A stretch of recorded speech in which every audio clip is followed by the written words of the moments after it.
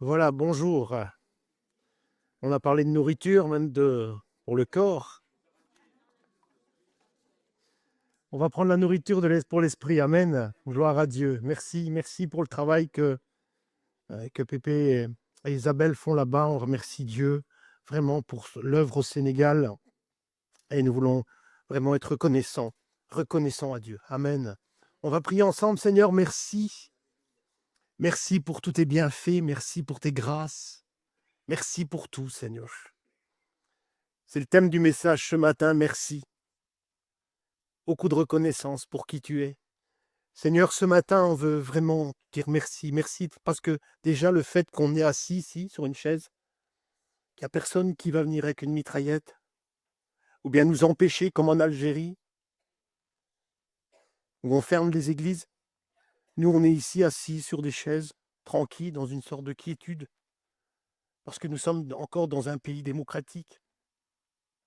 Et Seigneur, nous ne voulons pas oublier que c'est une grâce de Dieu. Et c'est pourquoi nous voulons être reconnaissants à Dieu. Père, merci vraiment pour la parole que nous allons partager, ouvrir ensemble.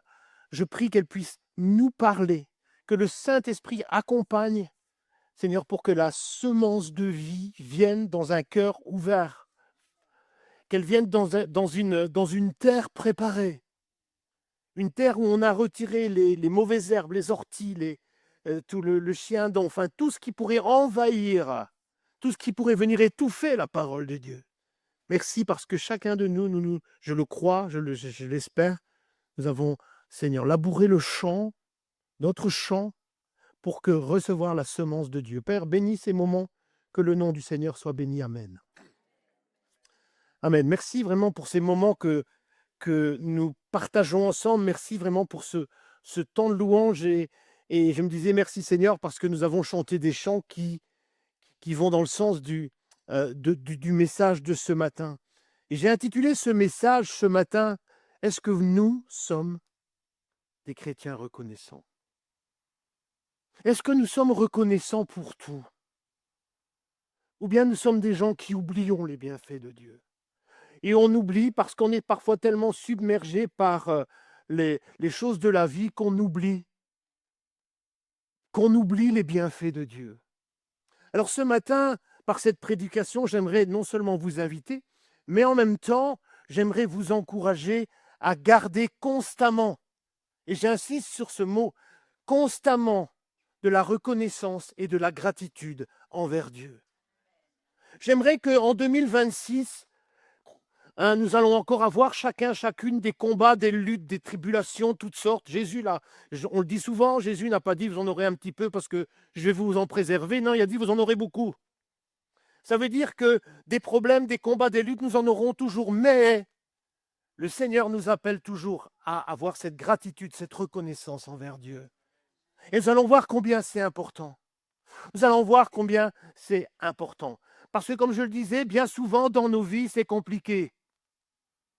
Bien souvent dans nos vies, eh bien, il y a des choses qui nous semblent compliquées. On a l'impression que tout s'écroule. On a l'impression parfois que tout s'écroule peut-être à cause de problèmes d'ordre financier.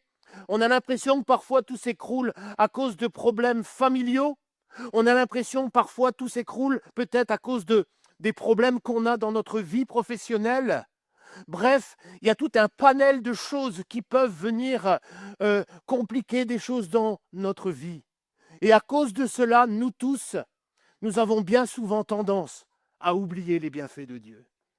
Nous avons tendance à oublier toutes les grâces, toutes les bénédictions que Dieu nous a données tout au long de notre vie. Dans le psaume 103,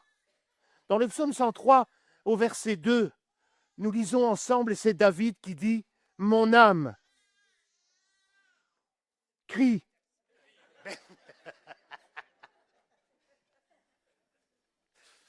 Ah là là, gloire à Dieu.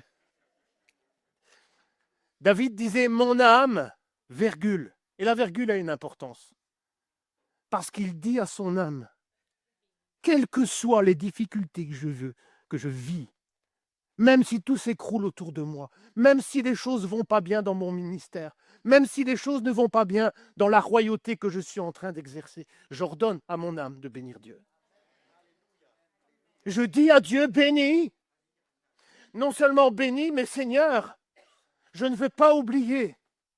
Je ne veux pas être un chrétien, je ne veux pas être un serviteur, je ne veux pas une chrétienne qui oublie tous les bienfaits de Dieu.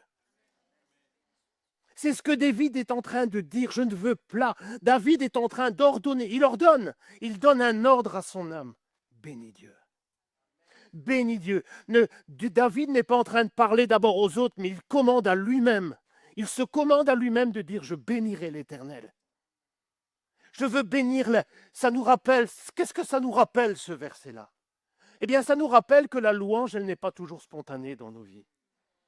Que la louange, elle n'est pas spontanée parce que parfois, il faut décider de louer Dieu.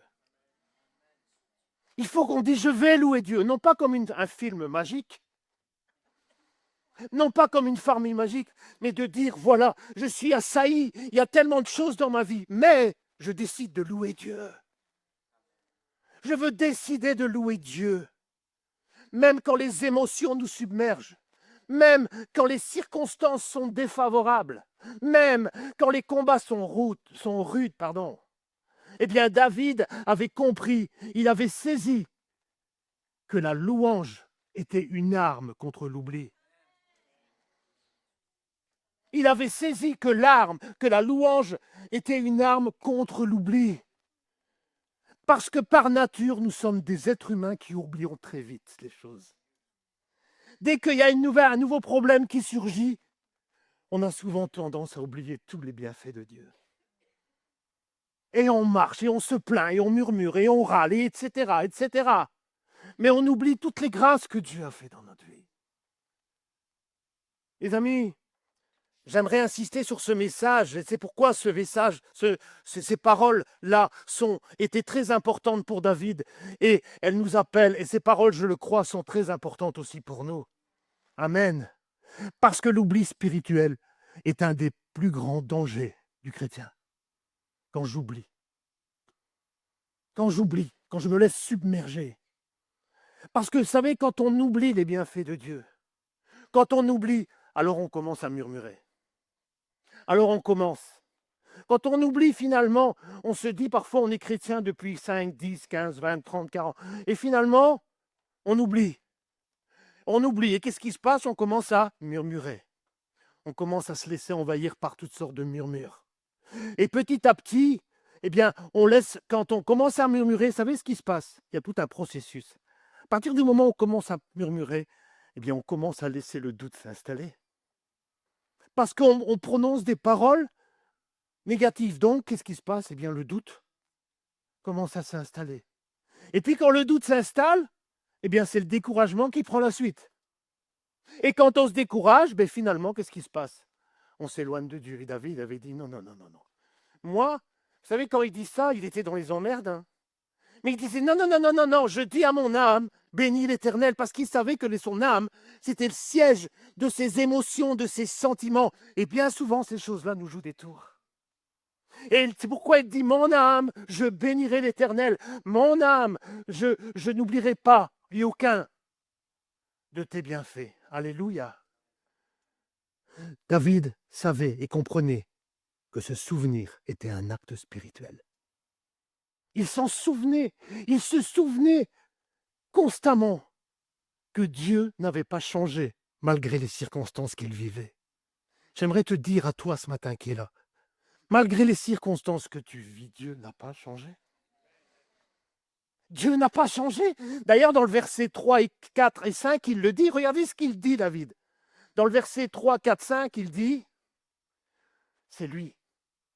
Il se souvient de tout ça. Il dit, c'est lui qui pardonne toutes tes iniquités. David savait qu'il avait fait des boulettes. Il savait qu'il avait fait des erreurs. Comme toi, moi, nous tous ici. Nous avons tous fait des grosses boulettes. Mais Dieu nous a pardonnés. C'est ça qu'il se souvenait. Il dit, c'est lui qui te guérit de toutes tes maladies. Alléluia. Combien de gens ici ont été touchés par la maladie? Moi, j'ai été touché par le cancer il y a 13 ans. Mais croyez-moi, je remercie Dieu tous les jours d'être là. Il n'y a pas un jour où je ne remercie pas Dieu de m'avoir guéri. C'est lui qui te délivre de la fosse. Combien de gens ont vécu des situations où vous vous êtes retrouvés au fond de la fosse, dans des ennuis pas possibles, où vous étiez dans des impasses, où il n'y avait plus rien qui allait. Vous étiez comme Daniel dans la fosse au lion. Et Dieu vous a délivré. Qui pourrait apporter? Si j'invitais, personne viendrait témoigner de ça. Et David, lui, se souvenait de ça. Et bien souvent dans nos vies, nous, on se rappelle des choses qui ne vont jamais. Parce que nous sommes des chrétiens oublieux. Parce qu'on oublie toutes les grâces. Et c'est lui qui te couronne de bonté. Amen. Dieu est bon. On chante Dieu est bon. Mais est-ce que vous vous souvenez dans chaque journée de votre vie combien Dieu est bon? Que Dieu est miséricordieux? Voilà ce que David était en train constamment de passer dans sa tête. Parce qu'il savait que c'était un acte spirituel. Parce qu'il savait qu'en se souvenant de toutes les grâces de Dieu, quelles que soient les situations qu'il vivait pour le moment, Dieu était toujours capable de faire la même chose. Parce que la parole de Dieu nous dit que Dieu est le même hier. Mais souvent, nous sommes tellement oublieux, on se laisse accaparer, on se laisse étouffer par les circonstances de la vie, qu'on en oublie même à louer Dieu et à l'adorer chaque matin. On commence, on se lève, qu'est-ce qui va encore me tomber dessus? Alors que la Bible nous invite à être reconnaissants. Mes amis, c'est tous ces aspects-là que David se remémorait sans cesse. Et là encore, dans le verset 1, je ne l'ai pas mis. Voilà, c'est lui qui te rassasie de bien dans ta vie, et qui te fait rajeunir. Comme l'aigle, Mireille, tu vas t'envoler. Oh, mais on rigole, mais c'est vrai, c'est biblique. Ça veut dire que lui qui nous renouvelle nos forces malgré notre âge, qui nous donne de l'énergie, qui nous donne du zèle. Amen. Ça, c'est ce que David est en train de se dire. Et même dans le verset 1, il dit que tout ce qui est en moi bénisse ton saint nom. En fait, quand mon âme est abattue, il dit, quand tout est dur, faisons comme David. Parlons à notre âme. Parlons à notre âme. Est-ce que vous le faites? Nous tous ici, et nous sommes tous des êtres humains. Amen. On est tous dans le même bateau. Gloire à Dieu. Nous avons tous, comme je l'ai dit, une mémoire sélective. On sélectionne en fait les choses dans notre tête, dans nos pensées. Vous avez remarqué? Nous avons tendance, comme je le disais, à souvent très vite oublier toutes les grâces, les délivrances, les bénédictions, les grâces. Parce que dès un nouveau problème surgit, hop, on oublie tout ça, comme si il y avait un écran, tout terminé, fini, il n'y a plus. Et on est tellement concentré sur les choses qui ne vont pas qu'on oublie toutes les grâces de Dieu. On oublie de compter les bienfaits de Dieu. Alors que justement, écoutez bien, alors que le fait de compter les bienfaits de Dieu, c'est justement lutter contre les murmures. C'est lutter contre les découragements. C'est lutter contre toutes ces choses. Vous vous rappelez le peuple d'Israël dans le désert? C'est quand même incroyable. Hein. On leur donne les leçons, mais on est tous pareils. Hein. Je disais, on a tous une mémoire sélective. Hein. Vous savez, le peuple d'Israël, ils n'ont pas péri dans le désert à cause des miracles. Dieu faisait des miracles dans le désert. Vous savez pourquoi ils sont tous morts? Parce qu'ils avaient oublié Dieu. Parce qu'ils n'avaient plus de mémoire. Ils avaient une mémoire sélective. Ils retenaient ce qu'ils avaient envie de retenir. Mais ils avaient oublié tous les bienfaits de Dieu. S'ils étaient dans le désert, c'est parce qu'un jour Dieu les fait sortir d'Égypte. C'est parce qu'il a ouvert la mer Rouge. Regardez, dans Exode 15, l'histoire de Mara, ça faisait 3 jours, ça faisait 2-3 jours, je pense, où Dieu avait ouvert la mer Rouge. J'espère un jour peut-être que vous verrez le canal de Nimi s'ouvrir en deux. Possible. Mais je crois qu'aucun de nous un jour aura peut-être l'occasion, et je l'espère peut-être, je vous le souhaite de tout mon cœur, de voir comme ça une rivière, peu importe, s'ouvrir en deux. Ces gens-là, ils l'ont vu. 3 jours après, ils arrivent à Mara parce qu'ils ont soif dans le désert. Ils commencent à boire l'eau, elle n'est pas bonne. Qu'est-ce qu'ils font? C'est de la faute à Moïse. Ah, c'est à cause de lui. Qu'est-ce qui nous a conduits ici? Et c'est là. Et Dieu, pourquoi il a fait ça? Et pourquoi il fait ça? Vous voyez combien la mémoire est sélective, hein? 3 jours avant, Dieu ouvre la mer Rouge et 3 jours après, il râle parce que l'eau n'est pas bonne. Et Dieu, dans son immense bonté, va changer l'eau amère en eau douce. Mais ça, on l'oublie bien souvent. Ça, on oublie toutes les grâces de Dieu. Ça, on oublie tout ça. Ces gens-là avaient oublié. Ils avaient oublié tous les bienfaits de Dieu. C'est pour ça qu'ils sont pas, ils sont morts. Ils sont tous morts, non pas à cause des miracles, parce que Dieu en faisait, mais ils sont tous morts parce qu'ils n'ont pas arrêté de se plaindre. Et Dieu a même envoyé, dans Nombre 21, Dieu a même envoyé des serpents venimeux. Vous vous rappelez avec le poteau, le serpent d'airain. Et vous savez pourquoi Dieu l'a envoyé? Parce qu'il n'arrêtait pas une minute de se plaindre. Il n'était jamais content. Il murmurait, il critiquait tout le temps. Et j'aimerais ouvrir une parenthèse. Faisons attention lorsque nous critiquons, parce que ça ouvre des portes à des malédictions.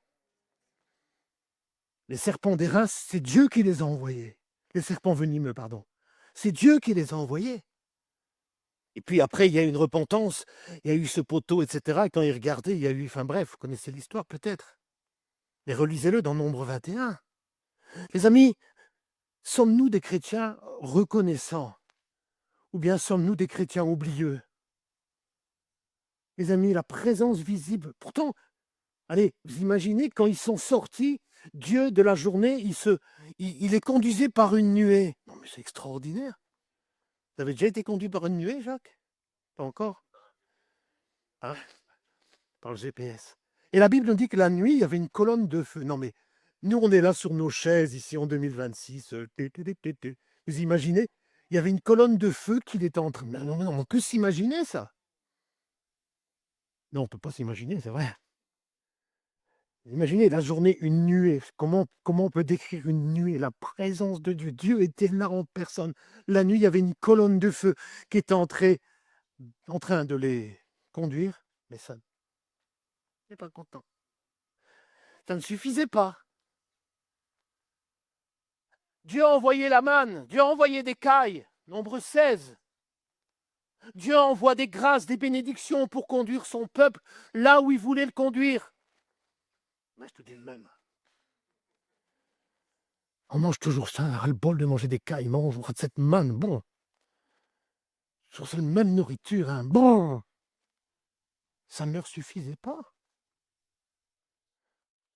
De l'eau fraîche et pure jaillissait surnaturellement d'un rocher. Vous entendez? Une eau d'une pureté extraordinaire parce que ça venait de Dieu, sortait d'un rocher. Tout dit de l'eau. Mais non, mais on rigole, mais c'est ça. Et on dit, on parle du peuple d'Israël, mais on est tous pareils. Regardez dans 1 Corinthiens 10, Paul est en train de dire, mais cette histoire-là, qu'elle nous sert d'exemple, et arrêtons de nous plaindre. Et soyons continuellement dans la reconnaissance de tout ce que Dieu a déjà fait pour nous, ce qu'il est en train de faire, et ce qu'il fera après. Hein. Est-ce que nous vivons dans cette perspective-là? Ou bien c'est bon,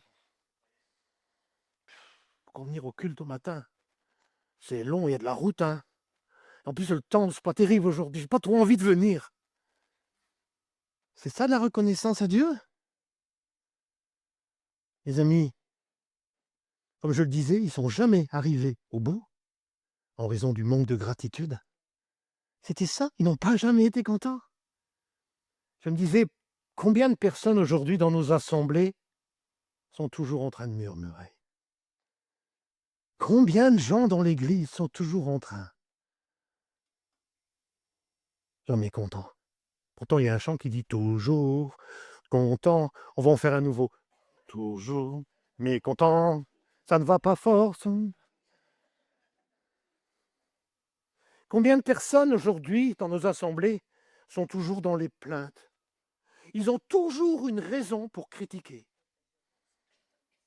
Dieu a fait tellement de choses pour eux, tellement de grâce de Dieu, tellement Dieu les a, comme David disait, il les a sortis de la fosse, il les a guéris, il leur a donné des cadeaux divins. Il faut continuer à murmurer, à critiquer. Vous savez, sommes-nous des hommes et des femmes reconnaissants? Même quand Dieu fait des grandes choses dans notre vie, est-ce que nous sommes des gens reconnaissants? Vous savez, dans Luc 17, nous connaissons l'histoire remarquable de la guérison des 10 lépreux. Je voudrais en parler brièvement. Vous connaissez l'histoire pour la plupart. La Bible nous dit que ces gens-là étaient lépreux. À l'époque, la lèpre, c'était une maladie C'était une maladie qui était liée au péché. Enfin bref, ces gens-là vivaient dans des conditions, sociales exécrables. Ces personnes avaient un mais la Bible nous dit que ces gens ont entendu parler de Jésus. Ils vont entendre parler de Jésus et surtout qu'ils ont entendu et pourquoi ont-ils entendu parler de Jésus? Parce que la Bible nous dit que sa renommée se répandait partout. Il guérissait les malades, il ressuscitait des morts, il guérissait des lépreux, il purifiait des lépreux, etc., etc. Et ces gens-là, ils apprennent que Jésus va passer tout près d'eux. Et nous voyons, alors que Jésus est en train de faire route vers Jérusalem, eh bien, ces 10 lépreux savent que Jésus va passer. Mais en raison de leur maladie, ils ne pouvaient pas s'incruster dans la foule. Ils devaient rester à l'écart. On va lire ensemble dans l'évangile de Luc au chapitre 17 au verset 12, versets 12 à 14. C'est pas ça. Seigneur.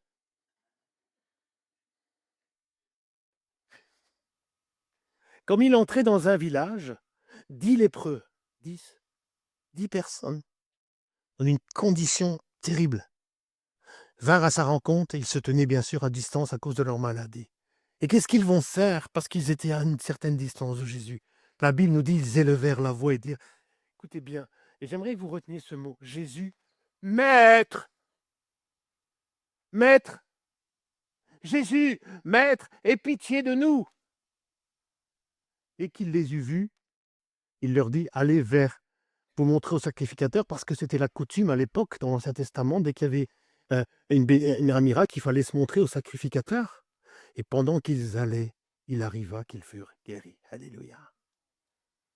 Je me dis, pouvons-nous imaginer, j'aimerais on ne peut pas, parce que je ne sais pas, il n'y a personne qui est lépreux ici, qui a jamais qui a été touché par la lèpre, enfin j'espère. Pouvons-nous imaginer ce que ça a représenté pour eux quand même? Est-ce qu'on peut imaginer pour ces gens-là, d'un moment donné, alors qu'ils partent vers les sacrificateurs, imaginez de voir la puissance de Dieu commencer. Ils ont dû sentir quelque chose, je suppose, parce que quand on est lépreux, ils avaient peut-être perdu des membres de leurs mains, et de les voir repousser, de voir leur peau qui était complètement abîmée par la maladie, de voir vraiment la puissance de Dieu qui était en train de traverser tous les membres de leur corps et voir leur peau qui était en train de se renouveler. Ça a dû quand même être extraordinaire. Et la Bible nous dit que voilà, en allant, eh bien, à un moment donné, ils ont été complètement guéris. Alors nous, on lit ça comme ça vite, mais je ne sais pas le temps que ça a pris. Mais je peux m'imaginer qu'ils marchent et qu'ils voient, ils sont en train de voir leur corps complètement se transformer. Oh, ils ont vu la main, la puissance de Dieu agir. Ils ont vu ces choses-là. Leur vie, écoutez bien, leur vie était en train d'être sauvée. Leur famille était en train d'être restaurée, parce qu'en étant guéris, ils étaient en train de retourner vers leur famille. Je veux dire, cette guérison-là, elle est quand même extraordinaire, parce que ça les a touchés dans leur corps, ça a eu un impact dans leur famille. Toute leur vie, toute l'histoire de leur vie était en train de changer ce jour-là. Alléluia. On va continuer au verset 15 et 16. L'un d'eux, se voyant guéri, il revient. Et il vient avec une attitude de reconnaissance. Il revient avec une attitude avec de la gratitude en disant, alors, il est en train de louer Dieu, de glorifier Dieu. Il était en train de le remercier pour tous ses bienfaits. Dire, oh Seigneur, merci parce que tu es en train de changer complètement l'histoire, ma destinée, mon avenir. Tout a pris une autre tournure. Verset 16. Et cet homme-là, regardez l'attitude de reconnaissance qu'il a eue. Regardez la gratitude venant d'un cœur. Il tomba sa face aux pieds de Jésus et il va lui rendre grâce. Et la Bible rajoute que c'était un Samaritain. Donc ça veut dire que les 9 autres, c'était qui? Les Juifs? Israélites? De la race du peuple d'Israël? Ceux de la maison de Dieu? Les amis,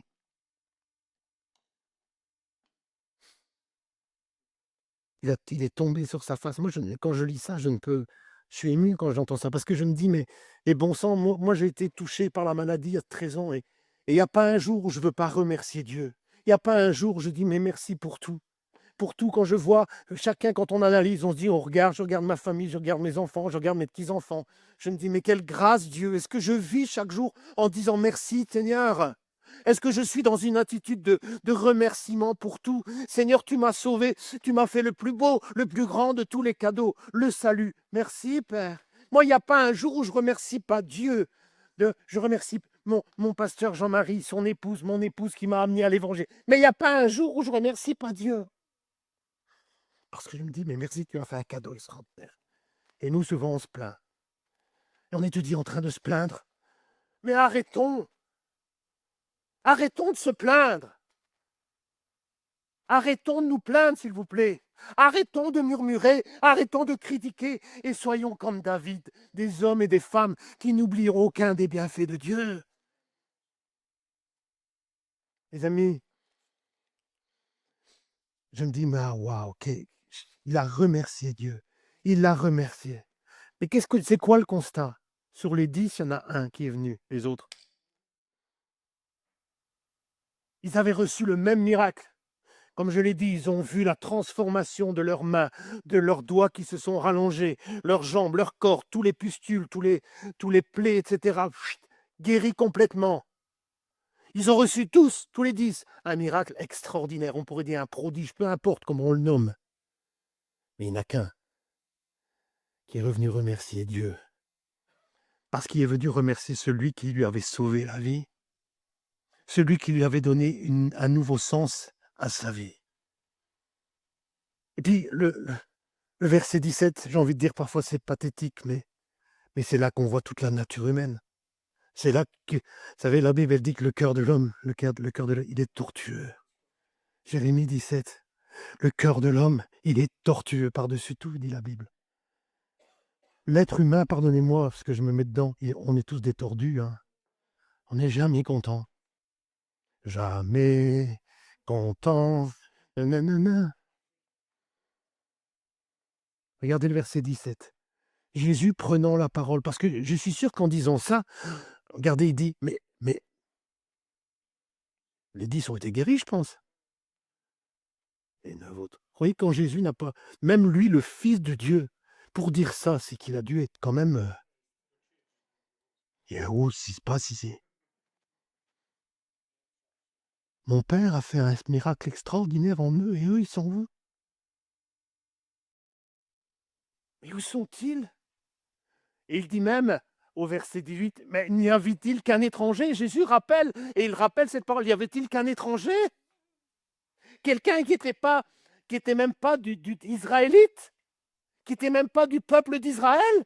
Mais il dit, mais il n'y a qu'un étranger pour venir me louer, d'adorer et d'avoir de la reconnaissance pour moi.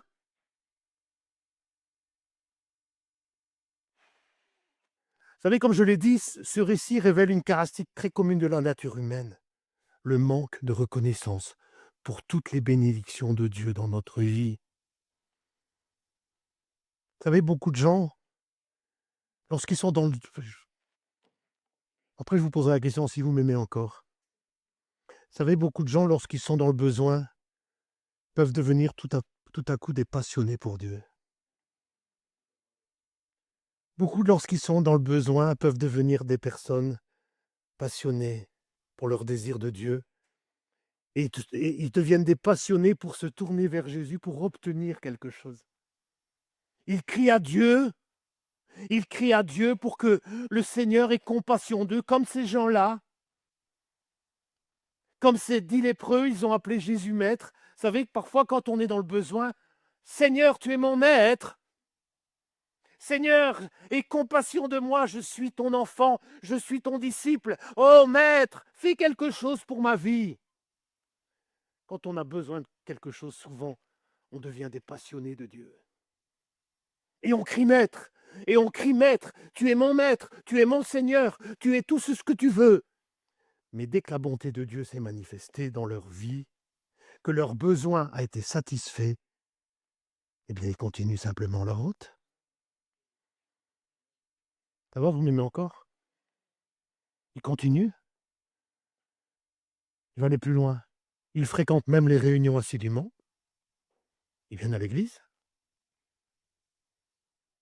Mais malgré les mais au lieu d'être continuellement dans la reconnaissance à Dieu pour ses bienfaits, eh bien, il continue à venir assidûment aux églises, toujours venir murmurer, se plaindre et à critiquer. Ouais, t'as vu lui, t'as vu elle, ouais, alors que Dieu a fait des choses merveilleuses dans leur vie, mais c'est vrai, hein. Bah, oh,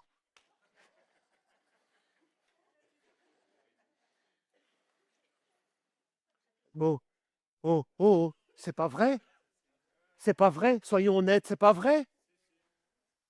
On a toujours une raison pour critiquer, pour murmurer, parler mal des gens. Je le dis souvent, parler mal des gens, vous avez marqué, ça va tout seul. Mais de bénir, ah, c'est plus compliqué.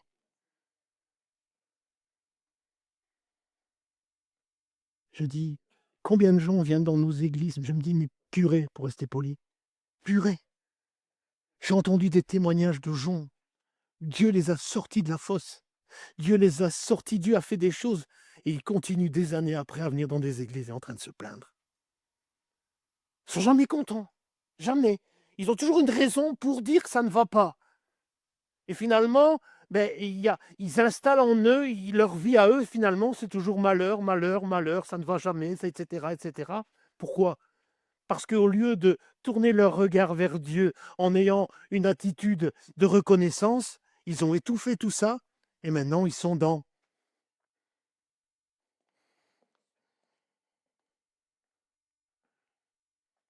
Vous savez, quand je marche comme ça, je ne vois plus le soleil, hein. Je ne vois plus la lumière. Les amis, ils sont là. Beaucoup de gens dans nos églises sont là dans leur corps, mais leur esprit, leur âme. Et si on ne vient pas au culte 15 jours? Bon. Et si on ne vient pas? Oh, c'est pas grave. Aujourd'hui, on a décidé de. Mais combien c'est important de rendre la Bible nous dit que dans le livre des Actes, qu'ils avaient réunion tous les jours, hein, et tous les jours, ils étaient assidus pour rendre gloire à Dieu. Ça va, vous m'aimez encore? En fait, écoutez bien, et c'est ça qui me frappe, et c'est ce qui me frappe, c'est ces gens-là. Finalement, ils ont vécu leur vie sans rien à donner au Seigneur en retour. Ce Samaritain, lorsque il a réalisé de ses propres yeux que ces plaies qu'il avait sur son corps étaient en train de disparaître, eh bien, il est revenu vers Jésus. Et je suis convaincu qu'il est revenu vers Jésus en toujours en disant: «Maître, merci». Avant la guérison, il est arrivé en disant: «Maître, aie pitié de moi».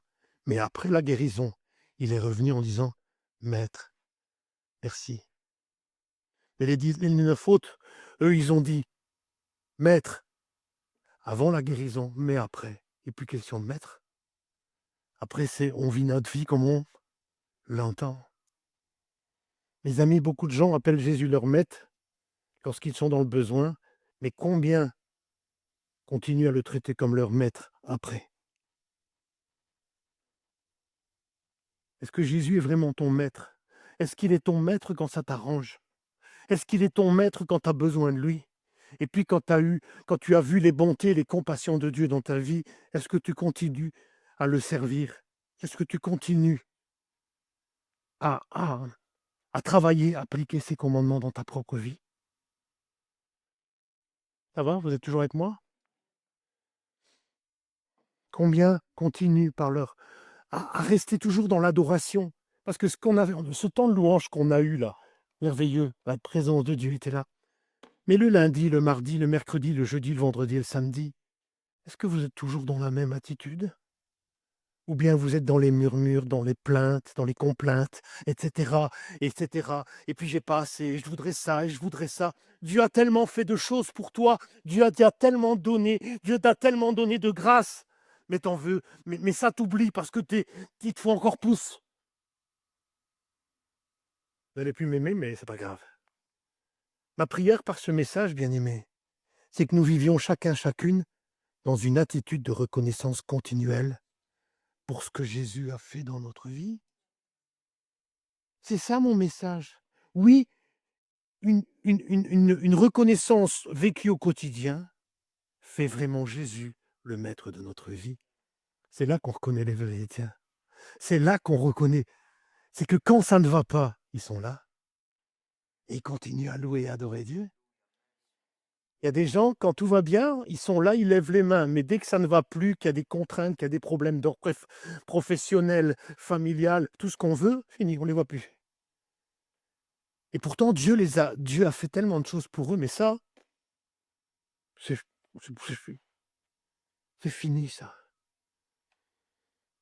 Mes amis, j'ai même fait une petite recherche. J'aimerais qu'on comprenne bien ça. Il y a un principe spirituel. La Bible, elle est remplie de principes spirituels. La reconnaissance, elle ouvre des portes. Je vais encore le dire. La reconnaissance, elle ouvre des portes. Les murmures et les critiques,